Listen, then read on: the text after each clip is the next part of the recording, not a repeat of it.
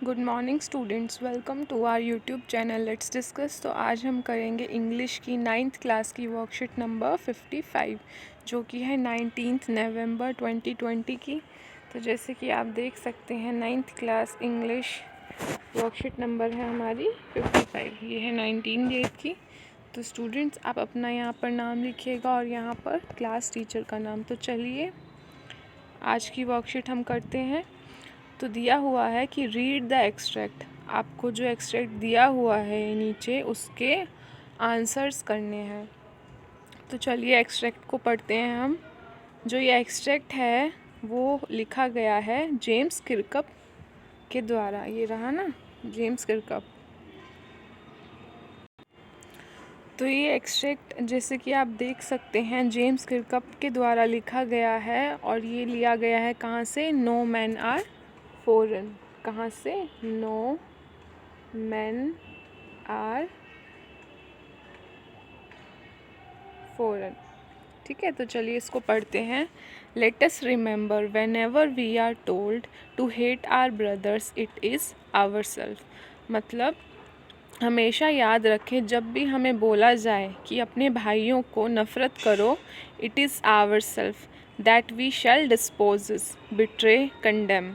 Remember we who take arms against each other, it is human earth that we defile. जो ये poem आपने पढ़ा होगा ये किसके बारे में है? जो जेम्स किरकप है वो क्या मैसेज दे रहे हैं? यूनिवर्सल ब्रदरहुड के बारे में, कि आपसी भाईचारा होना चाहिए। अगर हमें कोई वॉर, युद्ध के लिए बोले तो हमें भाईचारे से चीज़ें सॉल्व करनी चाहिए, ना कि वॉर से। क्योंकि वॉर क्या होता है? It is our self to hate our brothers का मतलब कि अपने भाइयों से नफ़रत करना। That we shall dispossess, betray और कंडेम, हम खुद को ही डिस्पोजेस, बिट्रे, कंडेम कर रहे हैं। Remember we who takes arms against each other, it is the human earth that we defile. अगर हम अपने जो हमारे ब्रदरहुड हैं, जो हम अगर अपने आपस में ही ह्यूमन बींग्स आपस में ही लड़ाई करते हैं तो उसका मतलब क्या होता है? जो हमारी मदर अर्थ है, जो हमारी पृथ्वी है, उसको हम डिफाइल कर रहे हैं, मतलब गंदा कर रहे हैं। Our hells of fire and dust outrage the innocence. Next इसका मतलब क्या है कि जो our hells of fire and dust outrage the innocence of air that is everywhere our own. मतलब जो युद्ध की जो आग है जो सब तरह फैल रही है, उसकी जो स्मोक है वो पूरी वायु को पॉल्यूटेड कर रही है, प्रदूषित कर रही है। Remember no man are foreign and no countries strange.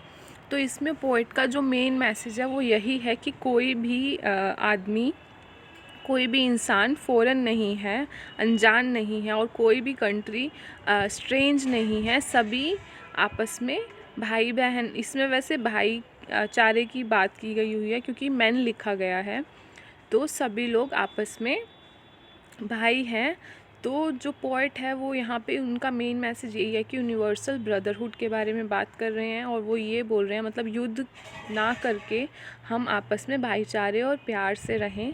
और युद्ध को उन्होंने क्या क्या बताया है कि युद्ध जो है वो उससे जो पृथ्वी है हमारी वो गंदी होती है। यहाँ पे लिखा हुआ है ना कि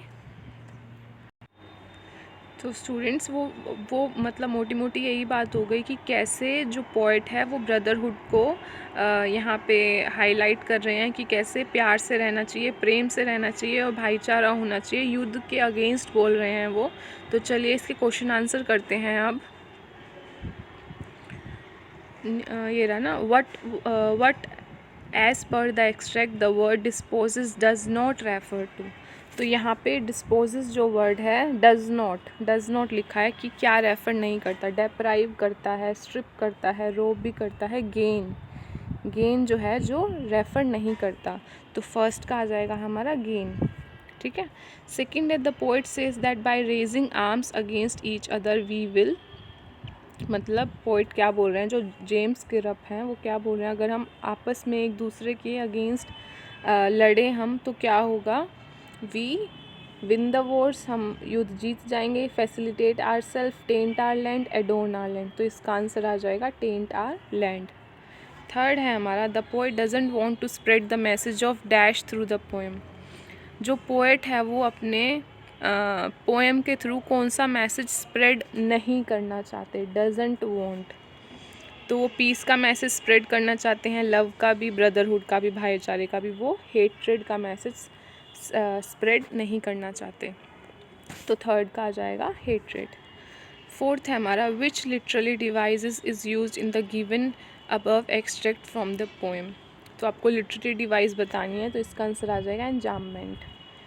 फिफ्थ है हमारा the last line of the stanza no man are foreign and no country strange intends to tell us that we live in different countries, we are all strangers for each other, we are all human beings, we should not trust anyone। तो इसका answer आ जाएगा we are all human beings, C answer आ जाएगा कि हम सभी इंसान हैं। तो इसका ही आंसर आ जाएगा। एक बार आप इधर भी देख लीजिएगा। फर्स्ट का आ जाएगा गेन, सेकंड का आ जाएगा टेंट आर लैंड, थर्ड का आ जाएगा हेट्रेड, फोर्थ का आ जाएगा एंजाममेंट और फिफ्थ का आ जाएगा we are all human beings. ठीक है, तो स्टूडेंट्स